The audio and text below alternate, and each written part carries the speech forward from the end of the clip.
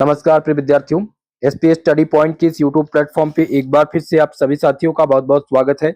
आज की इस वीडियो के माध्यम से बीएससी सेकंड सेमेस्टर जूलॉजी का मैं ऑब्जेक्टिव क्वेश्चन पेपर सॉल्व कराने वाला हूं। इस क्वेश्चन पेपर में जितने भी मोस्ट इंपॉर्टेंट ऑब्जेक्टिव प्रकार के प्रश्न हैं वो सभी रिपीटेड हैं। 100% गारंटी है आपके पेपर में पूछे जाएंगे। जैसा कि लगातार आप सबके कमेंट्स आ रहे थे दीनदयाल उपाध्याय गोरखपुर विश्वविद्यालय के स्टूडेंट की, साथ ही साथ अगर आप राम मनोहर लोहिया अवध यूनिवर्सिटी के स्टूडेंट हैं, माँ शाकुंभरी विश्वविद्यालय से हैं, माँ विंध्यवासिनी विश्वविद्यालय से, माँ जम्बेश्वर विश्वविद्यालय से हैं, एमएसयू माँ शाकुंभरी विश्वविद्यालय, एमजेपीआरयू बरेली विश्वविद्यालय या आपका कानपुर विश्वविद्यालय हो, सिद्धार्थ यूनिवर्सिटी हो, आप सब के लिए हमारी ये वीडियो मोस्ट इंपॉर्टेंट होगी। ऐसे विद्यार्थी जो एमजेपीआरयू बरेली विश्वविद्यालय के हैं उन सभी के लिए मोस्ट इंपॉर्टेंट होगा।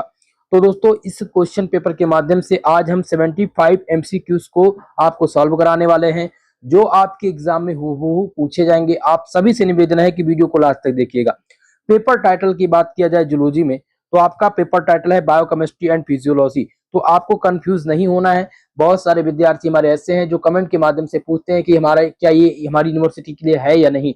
तो जब आप पेपर टाइटल को देखें तो बिल्कुल आप निश्चिंत हो जाएं कि आपका सिलेबस सेम है, आपके एमसीक्यूज जो बनते हैं वो सेम है, तो 100% आपके लिए इंपॉर्टेंट रहेगा। चलिए स्टार्ट करते हैं आज की इस क्लास को और सॉल्व करते हैं इस प्रश्न पत्र को। पहला क्वेश्चन आपकी स्क्रीन पे आ चुका है जिसमें पूछा गया था general formula of carbohydrate. Carbohydrate का सामान्य सूत्र आप सबको पता होना चाहिए कि कार्बोहाइड्रेट का जो सामान्य सूत्र होता है वो होता है CH2N। क्या होता है? CH2ON। ये कार्बोहाइड्रेट का सामान्य फॉर्मूला होता है और इसको हम इस प्रकार से भी लिखते हैं, यानी कि इसका जो दूसरा नाम है हम इसको लिख सकते हैं CnH2ON इस प्रकार से भी। तो अगर ऑप्शन में आपको दोनों मिल जाए, CnH2ON मिल जाए, तो ये भी आपका ग्लूकोज का ही माफ कीजिएगा कार्बोहाइड्रेट का ही फॉर्मूला है। और CH2ON ये भी आपका किसका है? कार्बोहाइड्रेट का। और इसको क्या कहते हैं? ये हाइड्रेट ऑफ कार्बन कहलाता है। कार्बोहाइड्रेट क्या कहलाता है? Hydrate of carbon. जहां पर हाइड्रोजन और ऑक्सीजन का जो अनुपात होता है वो पानी की तरह हमेशा कितना होता है? 2:1। कितना होता है? 2:1 होता है। जैसे ग्लूकोज की बात करें तो ग्लूकोज को हम C6H12O6 लिखते हैं। इनको हम किस प्रकार से लिख सकते हैं? तो इसको हम ग्लूकोज को लिख सकते हैं CH2O6 के फॉर्म में। ठीक है, तो इस प्रकार से यहाँ पर क्या पूछा गया था? कार्बोहाइड्रेट का फॉर्मूला। इसमें आपका जो आंसर हो जाएगा वो ऑप्शन नंबर ए हो जाएगा। चलिए नेक्स्ट क्वेश्चन है glycogen is stored in. Glycogen संचित होती है। तो ग्लाइकोजन कहां पर संचित होती है दोस्तों? आप सबको पता है ये लीवर और मसल्स में। कहां पर? लीवर और मसल्स यानी यकृत और मसल्स में ग्लाइकोजन संचित होती है। ठीक है, और लगभग 100 ग्राम मांसपेशियों में और 400 ग्राम ऊर्जा के लिए जमा हो जाता है। ठीक है, इसमें आंसर हो जाएगा ऑप्शन नंबर डी। ओके, अगला क्वेश्चन है प्रश्न नंबर 3 माल्टोसिस। अब यहाँ पर क्या पूछा गया? माल्टोस। माल्टोस क्या है? माल्टोस एक प्रकार का डाइसैकेराइड है मेरे दोस्त। आंसर इसमें हो जाएगा ऑप्शन नंबर बी। ठीक है, और माल्टोस में क्या होता है? ये 2 मोनोसैकेराइड इकाइयों से बनते हैं जिनमें ग्लूकोज और ग्लूकोज का क्या कराया जाता है? हाइड्रोलिसिस कराया जाता है। इनके ग्लाइकोसिडिक बॉन्ड आपस में जुड़ जाते हैं। ये तब जाकर के क्या बनता है? माल्टोस। और इसको क्या कहते हैं? इसको माल्ट शुगर के, माल्टोस को माल्ट शुगर के नाम से भी जानते हैं। आंसर क्या हो जाएगा मेरे भाई? आंसर हो जाएगा इसमें ऑप्शन नंबर बी। चलिए नेक्स्ट क्वेश्चन लेते हैं प्रश्न number 4 conversion of glucose into glycogen into glucose. Glycogen का ग्लूकोज में परिवर्तन क्या कहलाता है? तो दोस्तों आप सब याद रखेंगे कि conversion of glucose into glycogen into glucose is called glycogenolysis. Answer इसमें क्या हो जाएगा दोस्तों? Option number B. क्या कहलाएगा? ग्लाइकोजिनोलाइसिस। ये क्या है? जब ग्लाइकोजन का ग्लूकोज में परिवर्तन होता है तो इसको ग्लाइकोजिनोलाइसिस कहते हैं। तो आंसर इसमें हो जाएगा ऑप्शन नंबर बी। बात करें ऑप्शन नंबर ए की। ऑप्शन नंबर ए में क्या दिया गया था? इसमें दिया गया ग्लाइकोलिसिस। तो ग्लाइकोलिसिस ग्लूकोज जब टूट करके पायरुविक अम्ल में बदलता है तब ये ग्लाइकोलिसिस कहलाता है। अब बात करेंगे सी ऑप्शन में जिसमें ग्लाइकोजेनेलिसिस दिया गया है। तो माफ कीजिएगा ग्लाइकोजेनेसिस ये कब होता है? जब ग्लूकोज से ग्लाइकोजन का निर्माण होता है तब ग्लाइकोजेनेसिस की प्रक्रिया होती है। ऑप्शन नंबर डी की बात करें जिसमें क्या दिया गया? ग्लाइकोनियोजेनेसिस। तो ग्लाइकोनियोजेनेसिस में क्या होता है? जब गैर कार्बोहाइड्रेट स्रोत जैसे अमीनो अम्ल या वसा से नया ग्लूकोज बनता है, तब ये प्रक्रिया क्या कहलाती है, ग्लाइकोनियोजेनेसिस कहलाती है। तो आशा करता हूं कि आपको ये सारे ऑप्शन समझ में आ गए होंगे।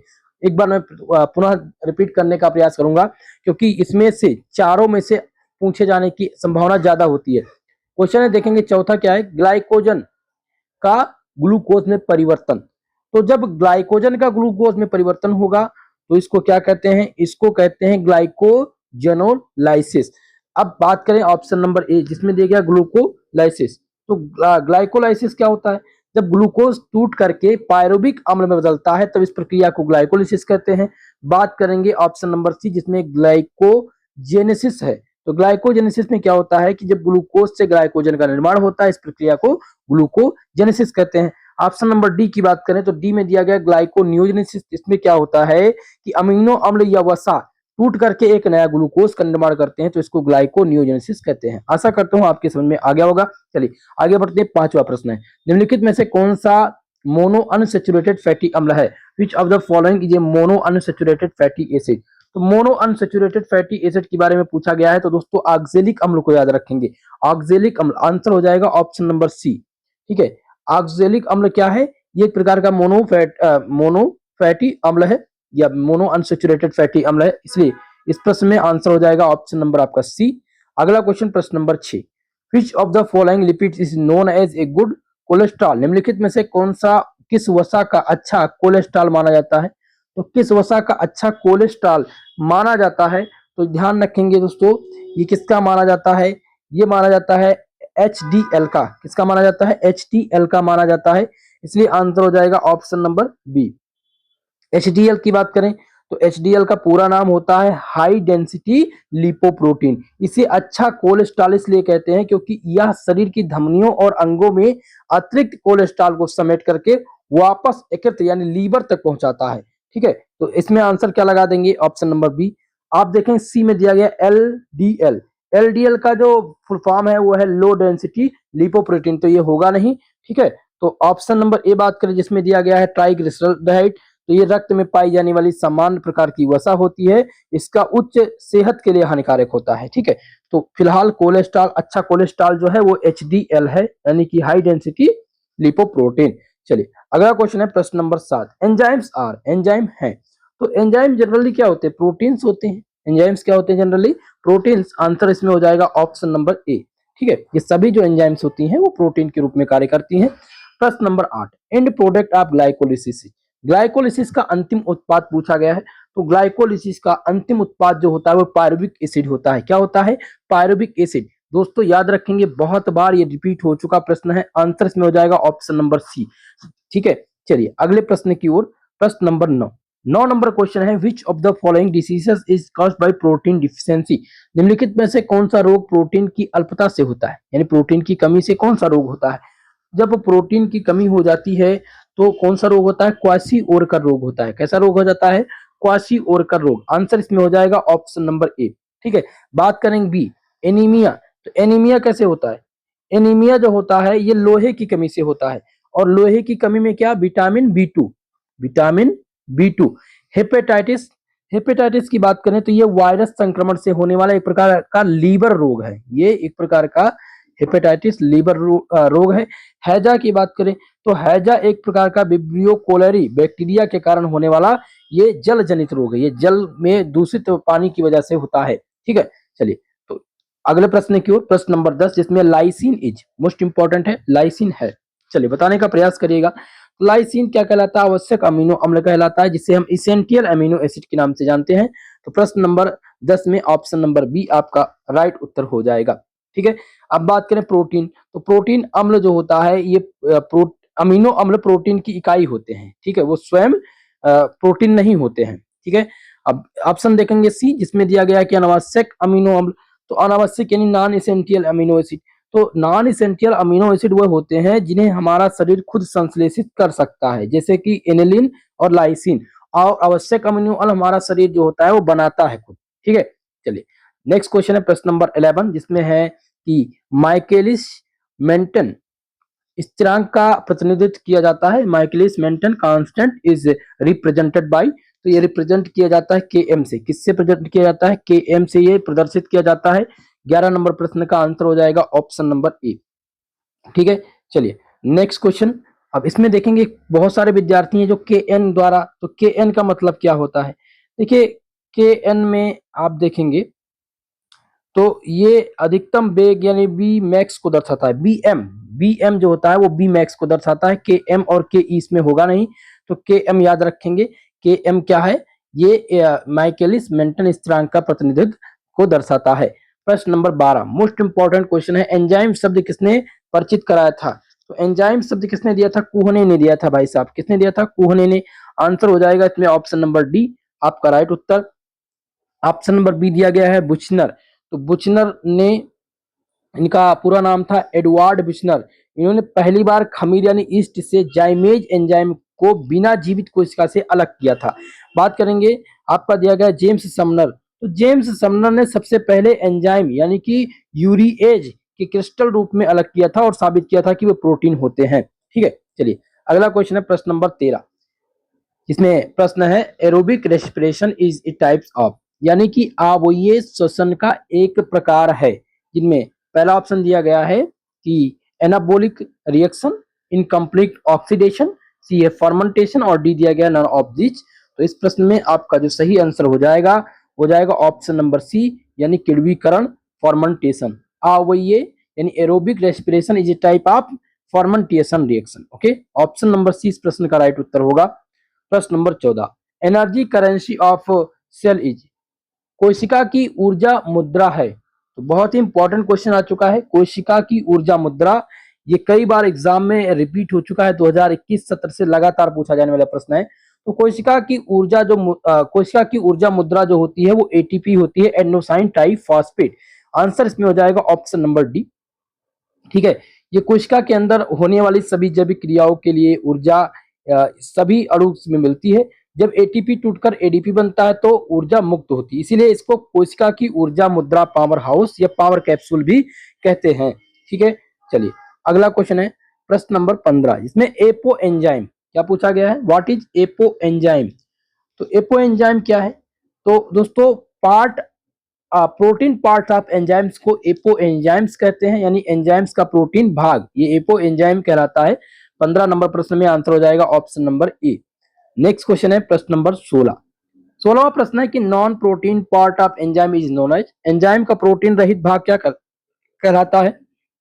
तो अभी इसके पहले पूछा गया था कि पार्ट ऑफ एंजाइम्स यानी एंजाइम्स का भाग क्या कहलाता है? Apo enzyme. यहाँ पर है एंजाइम का प्रोटीन रहित भाग क्या कहलाता है?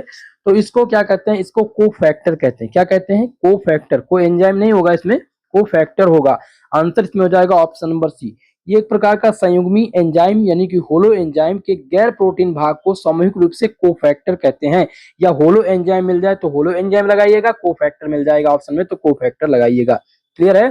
चलिए प्रश्न नंबर 17 ध्यान दीजिएगा, जिसमें है रेनेट एंजाइम का प्रयोग किया जाता है। The enzyme rennet is use in, तो रेनेट एंजाइम का यूज जो किया जाता है वो चीज मेकिंग में किया जाता है। किसमें किया जाता है? चीज बनाने में, चीज के निर्माण में। आंसर हो जाएगा ऑप्शन नंबर ए इस प्रश्न का आपका सही आंसर। प्रश्न नंबर 18 इसमें है what is the produced by lactic acid with the help of lactic anhydrase, यानी लैक्टिक डिहाइड्रोनेज की सहायता से लैक्टिक अम्ल क्या निर्माण करता है? तो लैक्टिक अम्ल जो निर्माण करता है दोस्तों, क्या निर्माण करता है दोस्तों? पायरुविक अम्ल का निर्माण करता है। इसमें आंसर हो जाएगा ऑप्शन नंबर बी आपका राइट उत्तर। चलिए अगले प्रश्न की ओर। प्रश्न नंबर 19 इसमें ताला और चाबी मॉडल का प्रतिपादन किसने किया था? तो आप सबको पता है दोस्तों, ताला और चाबी मॉडल का जो प्रतिपादन किया था वो एमिल फिशर ने किया था। किसने किया था? Emil Fischer. आंसर हो जाएगा इसमें ऑप्शन नंबर डी आपका सही उत्तर। कब किया था? तो याद रखेंगे 1894। कभी कभी सन पूछ लिया जाता है कि ताला और चाबी मॉडल का प्रतिपादन किसने किया था और कब किया था? तो फिशर ने किया था। कब किया था? 1894 में किया था। ठीक है, चलिए अगला प्रश्न देखते हैं प्रश्न नंबर 20, जिसमें है कि who introduced the term of vitamin, vitamin नामक शब्द से किसने परिचित कराया था? तो फंक ने विटामिन शब्द को दिया था। आंसर इसमें हो जाएगा ऑप्शन नंबर बी। कब दिया था? तो 1912। याद रखेंगे सन 1912 में फंक ने विटामिन शब्द का प्रतिपादन किया था? मोस्ट इंपॉर्टेंट है, ये बात ध्यान रखेंगे, कई बार सन पूछ लिया जाता है। ठीक है, चलिए अगला प्रश्न लेते हैं।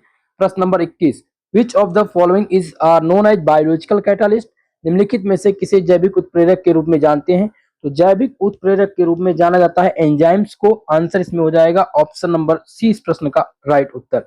चलिए प्रश्न नंबर 22 की तरफ बढ़ते हैं और कलर को थोड़ा सा चेंज करने का प्रयास रहेगा। Proteins are made up of, protein निर्माण होता है, आप सबको पता होना चाहिए कि प्रोटीन का जो निर्माण होता है वो अमीनो एसिड के से मिलकर के होता है। ठीक है, तो आंसर इसमें हो जाएगा ऑप्शन नंबर डी, अमीनो अम्ल द्वारा प्रोटीन निर्मित होता है। चलिए प्रश्न नंबर 23, बहुत ही मोस्ट इंपॉर्टेंट क्वेश्चन है 23 नंबर प्रश्न, जिसमें है what is the optimum temperature required for enzymatic reaction in man? मनुष्य में एंजाइमेटिक अभिक्रियाओं हेतु इष्टतम तापमान कितना होता है? तो इष्टतम जो तापमान है वो कितना होगा दोस्तों? वो होगा 37 डिग्री सेंटीग्रेड। आंसर हो जाएगा ऑप्शन नंबर ए इस प्रश्न का सही उत्तर, क्योंकि मानव शरीर का जो सामान्य टेम्परेचर है वो 37 डिग्री सेंटीग्रेड होता है, जिसको हम 98.6 डिग्री फ़ारेनहाइट के नाम से भी जानते हैं। अगर आपको 98.6 फ़ारेनहाइट है तो आप उस पर लगाएंगे ऑप्शन, अगर 37 डिग्री सेंटीग्रेड है तो 37 डिग्री सेंटीग्रेड पर लगाएंगे। चलिए प्रश्न नंबर 24, जिसमें है the protein found in hair, nail, hormone and others are, यानी कि बाल, नाखून, सींग तथा पंखों में पाई जाने वाली प्रोटीन कौन सी है? तो दोस्तों ये प्रोटीन केराटिन है। केराटिन एक प्रकार की ऐसी प्रोटीन होती है जो बाल, नाखून, सींग तथा पंखों में पाई जाती है। आंसर हो जाएगा इसमें option number B. Next question प्रश्न नंबर 25, ध्यान दीजिएगा, जिसमें किस अमीनो अम्ल द्वारा यूरिया का उत्पादन होता है? मोस्ट इंपॉर्टेंट है, किस अमीनो अम्ल द्वारा यूरिया का उत्पादन होता है? तो दोस्तों याद रखेंगे आर्जिनिन। ठीक है, किसके द्वारा? आर्जिनिन के द्वारा यूरिया का उत्पादन होता है। इस प्रश्न में हो जाएगा आंसर आपका ऑप्शन नंबर ए। प्रश्न नंबर 26, जिसमें है कीटोन कार्यों का निर्माण होता है। चलिए बताने का प्रयास कीजिएगा, कीटोन कार्यों का निर्माण कहां पर होता है? तो ये एसिटिल CoA में होता है। कहां पर होता है? एसिटिल CO, यानी कि acetyl co enzyme A. Answer हो जाएगा ऑप्शन नंबर इसमें सी आपका राइट उत्तर। नेक्स्ट क्वेश्चन है प्रश्न नंबर 27, जिसमें ketogenesis occurs in of liver cell. Ketogenesis यकृत कोशिकाओं में कहां पर घटित होते हैं? तो ये माइटोकांड्रिया में घटित होते हैं। कहां पर होते हैं? माइटोकांड्रिया में ये घटित होते हैं, इसलिए आंसर हो जाएगा इसमें ऑप्शन नंबर सी इस प्रश्न का सही उत्तर। नेक्स्ट क्वेश्चन है प्रश्न नंबर 28, ट्राइग्लिसराल्डिहाइड है, ग्लिसराल्ड दिया गया ट्राइग्लिसराल्ड, तो इसमें क्या होता है? सरल, एक प्रकार के सरल लिपिड होते हैं, एक प्रकार के सिंपल लिपिड होते हैं। 28 नंबर प्रश्न का सही आंसर हो जाएगा ऑप्शन नंबर ए। 29 नंबर प्रश्न की ओर बढ़ेंगे, मोस्ट इंपॉर्टेंट है, conversion of ATP to ADP result the release of. ATP से ADP में परिवर्तन के फलस्वरूप मुक्त होते हैं। तो इनमें जब भी मुक्त होती है तो ऊर्जा इसमें मुक्त होती है, क्योंकि सही ऑप्शन देखा जाए तो ATP इसमें होगा। ठीक है, सही ऑप्शन ATP होगा, एडेनोसाइन ट्राई फास्फेट, लेकिन इसमें दिया गया है ऊर्जा, कोई ऑप्शन दिख नहीं रहा है, तो ऊर्जा भी मुक्त होती है। ठीक है, तो इसमें सही उत्तर आपका हो जाएगा ऑप्शन नंबर सी। ठीक है, प्रश्न नंबर आपका 30, ध्यान दीजिएगा, जिसमें प्रश्न है कि शरीर में अतिरिक्त अमीनो अम्ल घटित होकर के यूरिया बनाते हैं। तो दोस्तों जब बात हो कि शरीर में अतिरिक्त अमीनो अम्ल अम्ल अब घटित होकर के यूरिया बनाते हैं, तो ये ब्रिक में बनाते हैं। कहां पर बनाते हैं? ब्रिक में, नहीं माफ कीजिएगा, लीवर, यकृत में होता है, ये निर्माण यकृत में होता है। तो आंसर इसमें हो जाएगा ऑप्शन नंबर बी। ठीक है, सही विकल्प आपका बी है, क्योंकि शरीर अतिरिक्त अमीनो अम्ल को स्टोर करने की कोई व्यवस्था नहीं होती है या उस नहीं करता है, इसलिए यकृत, लीवर में उसका यानी कि क्या करा डीएमिनेशन होता है, जिससे क्या बनती है? अमोनिया बनती है। चलिए अगला क्वेश्चन प्रश्न नंबर 31 है कि enzyme required for beta oxidation occurs in the, beta ऑक्सीकरण के लिए आवश्यक सभी एंजाइम पाए जाते हैं। तो ये सभी एंजाइम जो पाए जाते हैं ये माइटोकांड्रिया में पाए जाते हैं। कहां पर पाए जाते हैं? माइटोकांड्रिया। आंसर हो जाएगा ऑप्शन नंबर डी इस प्रश्न का सही उत्तर। प्रश्न number 32, which of the following is a steroid? निम्नलिखित में से कौन सा स्टेरॉइड है? तो कोलेस्ट्रॉल को याद रखेंगे, कोलेस्ट्रॉल का है आपका एक प्रकार का स्टेरॉइड है। आंसर हो जाएगा इसमें ऑप्शन नंबर ए आपका सही उत्तर। बात करें ऑप्शन सी, जिसमें दिया गया इंसुलिन एक प्रकार का पेप्टाइड हार्मोन्स होता है। और ऑप्शन नंबर डी जिसमें दिया गया एपिनेफ्राइन, तो एपिनेफ्राइन जो होता है या अमीनो अम्ल से बना एक प्रकार का लाइकोमाइन हार्मोन्स होता है। प्रश्न number 33, which of the following is the initiation code of protein synthesis, protein संश्लेषण हेतु निम्नलिखित में से कौन सा प्रारंभन कोडन है। तो प्रारंभन कोडन जो है वो दोस्तों याद रखेंगे, बहुत बार पूछा गया AUG, बार बार ये प्रश्न रिपीट होता रहता है दोस्तों सभी विश्वविद्यालय में। दीनदयाल उपाध्याय गोरखपुर विश्वविद्यालय में लगातार 3 वर्षों से ये प्रश्न आया हुआ है। ठीक है, चलिए प्रश्न नंबर 34 की तरफ। 34 नंबर क्वेश्चन जिसमें है कि the site of protein synthesis, protein संश्लेषण के स्थल इनमें से पूछे गए हैं। तो दोस्तों याद रखेंगे कि प्रोटीन संश्लेषण का जो स्थल है वो राइबोसोम है। क्या है? राइबोसोम। आंसर इसमें हो जाएगा ऑप्शन नंबर ए। राइबोसोम को कोशिका की प्रोटीन फैक्ट्री भी कहते हैं। तो अगर आपसे प्रश्न पूछा जाए कि कोशिका की माफ कीजिएगा, कोशिका की प्रोटीन फैक्ट्री किसे कहते हैं, तो राइबोसोम को कहते हैं। प्रश्न नंबर 35 जिसमें है which of the following is known as ascorbic acid, निम्नलिखित में से कौन किसे एस्कॉर्बिक अम्ल कहा जाता है। तो एस्कॉर्बिक अम्ल की बात हो रही है, तो दोस्तों विटामिन सी का रासायनिक नाम एस्कॉर्बिक अम्ल है, इसलिए आंसर हो जाएगा ऑप्शन नंबर आपका बी। ठीक है, इसको हम क्या कहते हैं, इसका रासायनिक नाम है एस्कॉर्बिक एसिड। बात करेंगे विटामिन ए, विटामिन ए का रासायनिक नाम होता है रेटिनॉल। बात करेंगे ऑप्शन नंबर सी जिसमें विटामिन डी, विटामिन डी का जो रासायनिक नाम है वो है कैल्सीफेरॉल। और डी दिया गया विटामिन के, तो विटामिन के का जो रासायनिक नाम है वो है फाइलोक्लोबिनिन।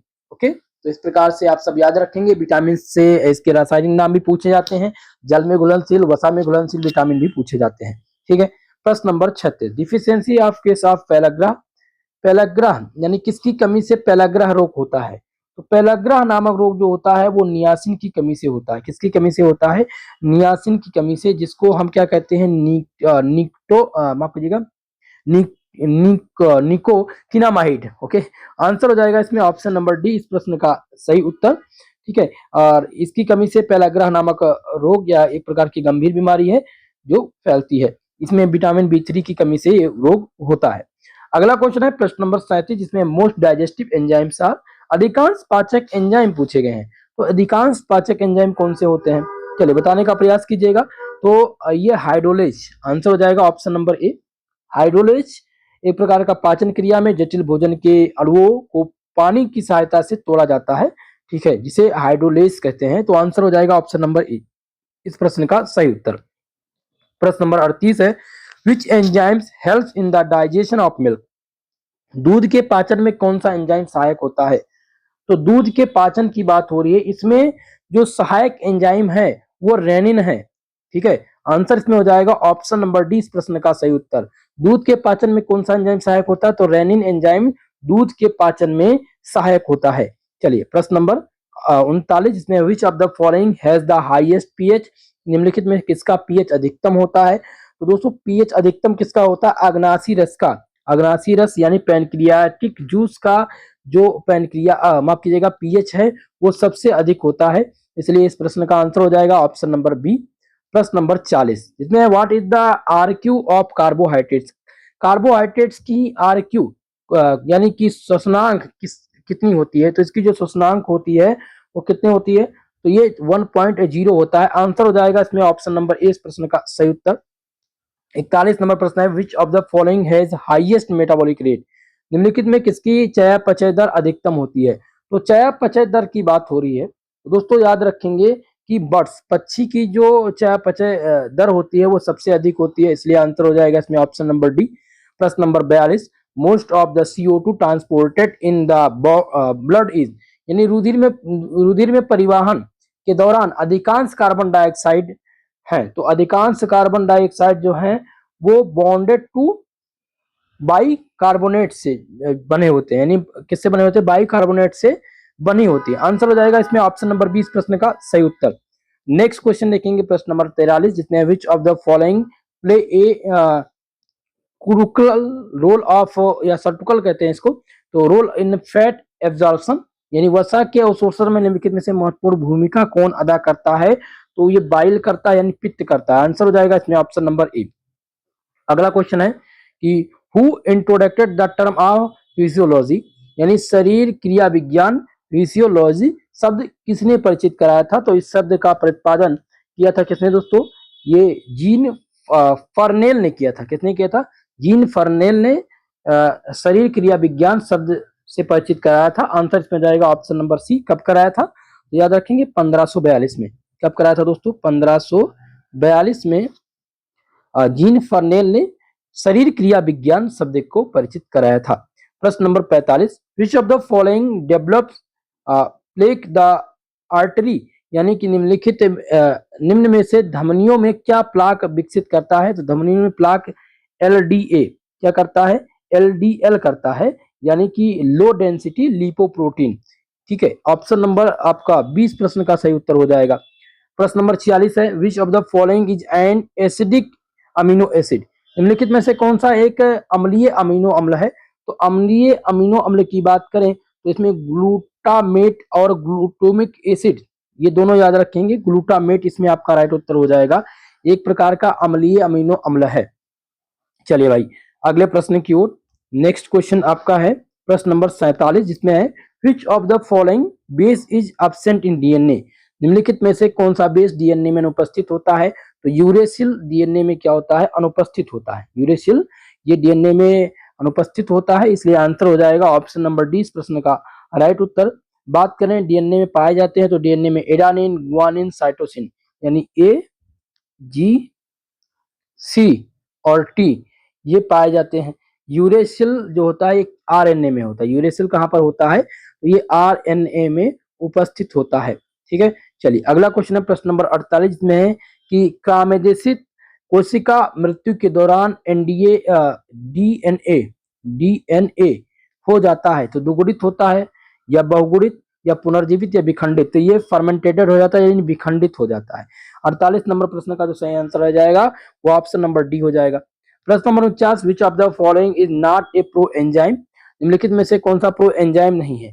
तो प्रो एंजाइम की बात हो रही है तो रेनिन याद रखेंगे। रेनिन एक प्रकार का प्रो एंजाइम नहीं है। ठीक है, रेनिन एक प्रकार का प्रो एंजाइम नहीं है।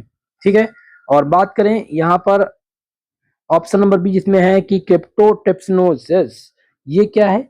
ये ट्रिप्सिनोज और पेप्सिनोज ये सभी अंत में ऑक्सीजन प्रत्यय वाले निष्क्रिय प्रो एंजाइम है जो क्रमशः सक्रिय काइमोट्रिप्सिन, ट्रिप्सिन और पेप्सिन में बदलते हैं। ठीक है, तो ये आपका होगा नहीं, ऑप्शन ए इसमें सही उत्तर हो जाएगा। प्रश्न नंबर 50 जिसमें है night blindness is accused bye deficiency of vitamin, तो विटामिन ए की कमी से रतौंधी नामक रोग होता है। कौन सा रोग होता है? रतौंधी नामक रोग विटामिन ए की कमी से होता है। विटामिन ए का रासायनिक नाम है रेटिनॉल। इसके जो प्रमुख स्रोत हैं वो गाजर माने जाते हैं, अंडा माना जाता है, ठीक है, और आयोडीन नमक। अगला क्वेश्चन है प्रश्न नंबर 52 जिसमें प्रश्न दिया गया है which of the following is an anti allergic enzyme, निम्नलिखित में से कौन सा आयु वृद्धि अवरोध एंजाइम है? माफ कीजिएगा, अवरोध नहीं, विरोध। निम्नलिखित में से कौन सा आयु वृद्धि विरोध एंजाइम है? तो आयु वृद्धि विरोध एंजाइम की बात हो रही है दोस्तों, तो इसमें आप सब याद रखेंगे कि कैटालेस, कैटालेस क्या है? एक प्रकार का आयु वृद्धि विरोध एंजाइम है। आंसर हो जाएगा इसमें ऑप्शन नंबर सी। बढ़ती उम्र का एक कारक कोशिकाओं में फ्री रेडिकल्स जैसे हाइड्रोजन पेरोक्साइड H2O2 का जमा होना, ये क्या करता है? आयु वृद्धि विरोधक एंजाइम का कार्य करता है। प्रश्न नंबर 53 जिसमें है कि बाध्यता विरोध विटामिन में से कौन सा है?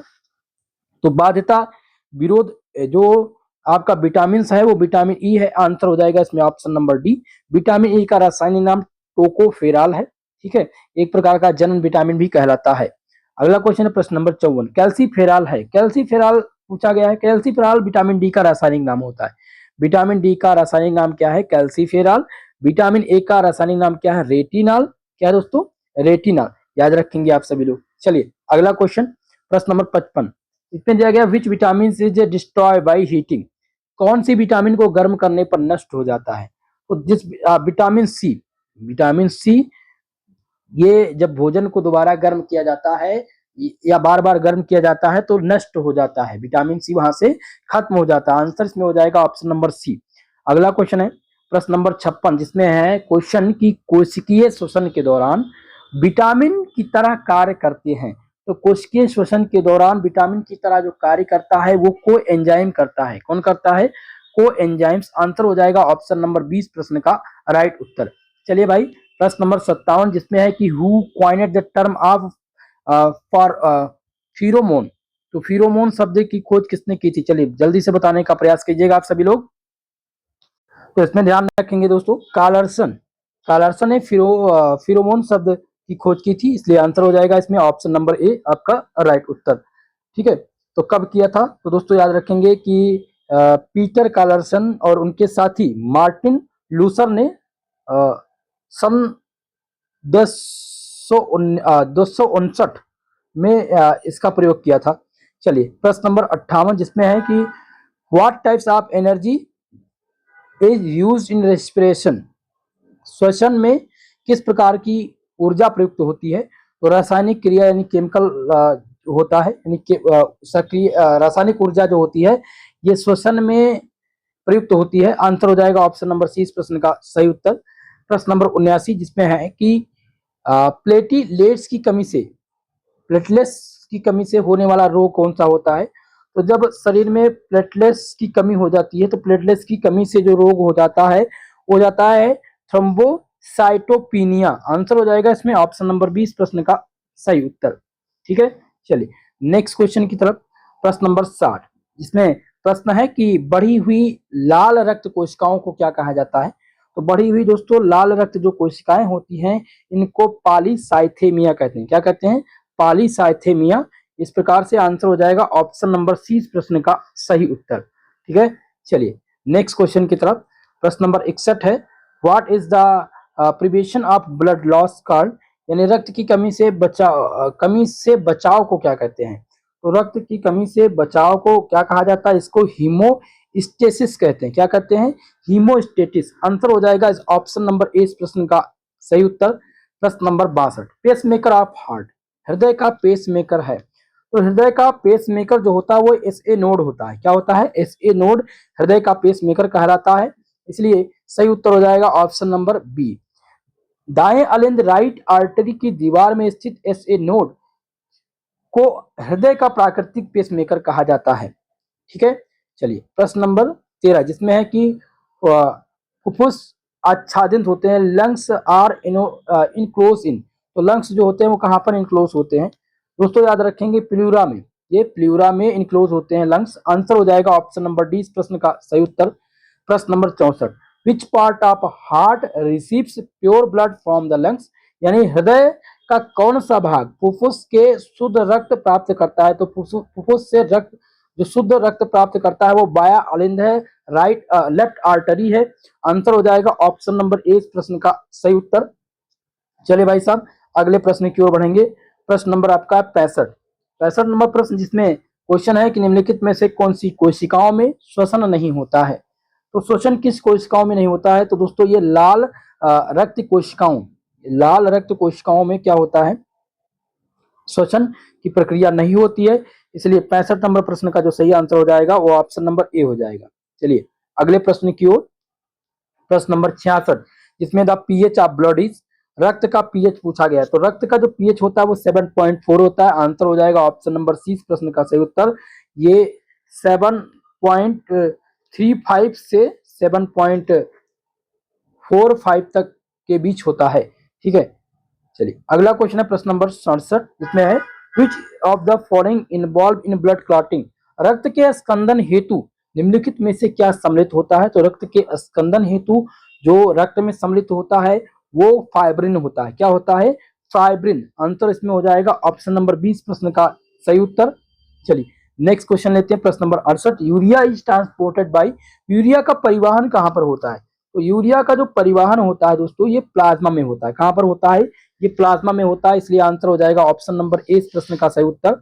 प्रश्न number 69 urea formation occurs in, urea का निर्माण, तो यूरिया का जो निर्माण होता है ये कहां पर होता है? ये लीवर में होता है मेरे दोस्त, इसलिए आंसर हो जाएगा इसमें ऑप्शन नंबर ए इस प्रश्न का सही उत्तर। चलिए नेक्स्ट क्वेश्चन प्रश्न नंबर 70 जो कि मोस्ट इंपॉर्टेंट है, हेनेले का लूप अवस्थित होता है, बहुत इंपॉर्टेंट क्वेश्चन है, ये बार बार पूछा जाता रहता है। तो हेनेले का लूप जो होता है ये कहां पर अवस्थित होता है? ये मेडुला में, कहां पर होता है? ये मेडुला में अवस्थित होता है, इसलिए आंसर हो जाएगा ऑप्शन नंबर 20 प्रश्न का सही उत्तर। प्रश्न नंबर 71 है मैमेलियन किडनी इज, स्तनधारियों की वृक्क होती है, तो स्तनधारियों की जो वृक्क होती है वो कैसी होती है? तो स्तनधारियों की जो वृक्क होती है वो मेटानेफ्रिक होती है। कैसी होती है? मेटानेफ्रिक। आंसर हो जाएगा ऑप्शन नंबर डी इस प्रश्न का सही उत्तर। प्रश्न number 72, the most toxic excretory product is, अत्यंत विषैला उत्सर्जन उत्पाद, तो अत्यंत विषैला उत्सर्जन उत्पाद कौन सा है? यूरिया है, या यूरिक एसिड है, या अमोनिया? तो इसमें सबसे ज्यादा विषैला अमोनिया होगा। आंसर इसमें हो जाएगा ऑप्शन नंबर सी आपका राइट उत्तर। प्रश्न number 73, which parts of mammalian brain regulates heart beat, यानी स्तनधारियों की मस्तिष्क के किस भाग द्वारा हृदय गति को नियंत्रित किया जाता है? तो हृदय के गति को मेडुला ऑब्लांगेटा के द्वारा नियंत्रित किया जाता है। इसमें सही उत्तर हो जाएगा ऑप्शन नंबर डी इस प्रश्न का सही उत्तर। प्रश्न नंबर 74 जिसमें है कि largest part of the brain is, मस्तिष्क का सबसे बड़ा भाग इनमें से कौन सा होता है? चलिए बताने का प्रयास कीजिएगा। तो सेरिबेरम, सेरिबेरम ये मस्तिष्क का सबसे बड़ा भाग होता है, इसलिए 74 नंबर प्रश्न का आंसर हो जाएगा ऑप्शन नंबर ए। दोस्तों आज के इस मॉडल पेपर में 75 क्वेश्चंस दिए गए थे जिनको मैंने सॉल्व करा दिया है। एक क्वेश्चन इसमें मिस है, ठीक है, तो इस क्वेश्चन पेपर के लास्ट पेज को किसी स्टूडेंट नहीं भेजा था, तो फिलहाल जो इंपॉर्टेंट क्वेश्चंस थे उनको मैंने करा दिया है।